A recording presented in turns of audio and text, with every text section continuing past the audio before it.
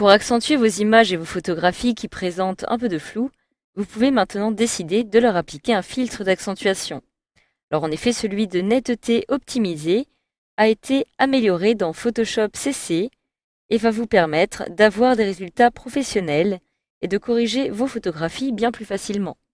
Alors vous voyez ici en effet j'ai une photographie qui représente une zone de flou et je vais pouvoir par exemple décider de me rendre dans le menu calque afin de dupliquer cette image comme ceci, de masquer l'image arrière-plan et de pouvoir travailler sur mon image en copie afin de l'améliorer. Alors pour retrouver les filtres de renforcement, je vais devoir maintenant me rendre dans le menu filtre. Je retrouve ici renforcement. Je vais pouvoir utiliser accentuation, contour plus net, encore plus net si je le souhaite, de façon à rehausser un petit peu l'accentuation sur mon image, mais je vais choisir netteté optimisée.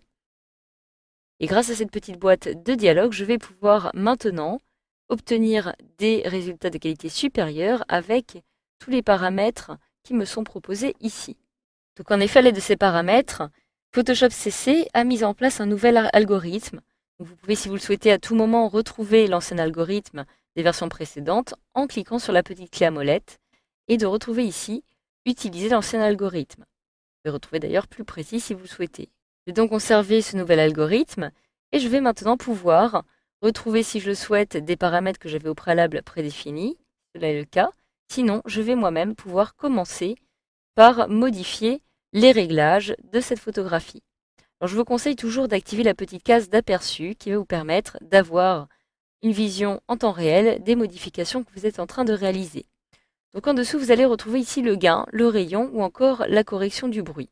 Pour chacun d'eux, vous allez retrouver une petite glissière qui va vous permettre d'augmenter la valeur en pourcentage ou encore en pixels ou alors de la réduire en vous déplaçant vers la gauche.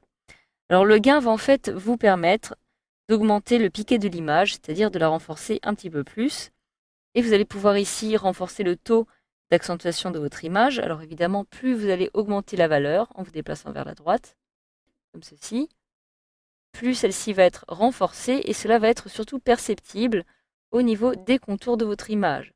Donc le problème est que cela risquerait peut-être de créer au bout d'un certain moment des petits halos lumineux qui vont apparaître légèrement sur les côtés. Donc je vais augmenter dans un premier temps le gain presque au maximum. Le rayon qui se trouve en dessous va lui vous permettre de spécifier le nombre de pixels que vous allez devoir entourer au niveau du contour, ceux qui vont être affectés par ce renforcement. Évidemment, plus je vais me déplacer vers la droite, comme vous pouvez le voir, et plus la zone va être étendue. Vous voyez qu'elle va prendre de plus en plus de pixels. Pour les pixels, je souhaiterais en fait que cela soit renforcé, mais pas trop, justement pour éviter ce petit côté de halo lumineux qui apparaît. Donc je vais choisir ici un rayon à 3,9 pour l'instant. Par la suite, je pourrai l'estomper. Je retrouve en dessous la réduction du bruit, qui va vous permettre en fait d'avoir un piqué un peu plus marqué, mais cette fois-ci pas sur toutes les zones. Donc les zones qui vont être neutres, comme la zone par exemple ici, au niveau de la zone de marron. Ça va s'appliquer aussi par exemple pour les zones du ciel. Donc je vous conseille plutôt d'augmenter un petit peu plus cette zone-ci. Et cela va me permettre justement de réduire un petit peu l'effet de halo que j'avais rencontré au préalable. Vous allez en fait réduire le bruit, mais sans que les contours soient trop modifiés. En dessous, vous pouvez choisir maintenant le type de flou que vous souhaitez modifier. Alors en ce qui me concerne, il va s'agir d'un flou directionnel, mais j'ai aussi le choix entre un flou d'objectif ou un flou gaussien. Je clique alors sur flou directionnel. Automatiquement, cela prend en compte la zone de flou qui a été appliquée sur ma photographie. Et vous voyez que celle-ci est comme un petit peu gommée.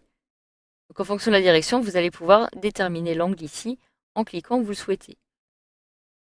Donc voilà, une fois que j'ai maintenant réalisé cela, je vais pouvoir augmenter encore peut-être un petit peu plus mon gain ou encore mon rayon, puisque le fait tout simplement de supprimer le flou directionnel a déjà modifié, a déjà bien corrigé mon image. Donc voilà, donc en dessous, vous allez maintenant retrouver les paramètres des tons foncés et des tons clairs de votre image. Donc pour chacun d'eux, vous allez retrouver estompage, gamme de tons ou rayon. Vous allez pouvoir ainsi les modifier en fonction des zones concernées sur votre image, s'il s'agit plus de tons foncés ou de tons clairs. Donc l'estompage qui se trouve ici va vous permettre d'ajuster l'accentuation dans les tons clairs et dans les tons foncés. Vous pouvez pouvoir par exemple décider d'augmenter un petit peu l'estompage comme ceci. Donc je vous conseille de procéder en même temps à chaque fois pour les tons foncés, les tons clairs, sur la même glissière, donc celle dans l'estompage actuellement. Vous avez ici maintenant la gamme de tons, qui va voir de quelle gamme de tons sera modifiée, que ce soit dans les tons clairs ou dans les tons foncés. Vous pouvez ici augmenter ou encore diminuer la valeur de la gamme. Alors cela n'a pas trop d'impact pour l'instant sur ma photographie, mais me permet de réduire malgré tout beaucoup plus l'effet de halo qui apparaissait ici. Regardez, si je retourne ici, je retrouve un contour qui est bien plus marqué, alors qu'en me déplaçant au maximum, voilà, j'ai une zone qui m'a supprimé cet effet de halo. Vous pouvez de la même façon augmenter à chaque fois le rayon, comme ceci. Donc voilà, maintenant une fois que cela est fait, vous pouvez avoir un aperçu global, puis cliquez sur OK si cela vous convient. J'ai maintenant mon image qui a été modifiée par le filtre de netteté optimisée. Si je me rends dans Calque, je peux comparer l'image comme elle était avant et l'image comme elle est maintenant. Vous voyez ici maintenant que les contours sont désormais bien plus accentués. Donc voilà, si cela ne vous convient pas, vous pouvez à nouveau vous rendre dans Filtre, puis Renforcement, Contour plus net. Cela vous permet d'avoir un résultat bien plus professionnel et plus précis. Donc voilà, grâce à ce module de formation, vous savez maintenant comment renforcer la netteté d'une image à partir de la netteté optimisée qui a été améliorée sous Photoshop CC.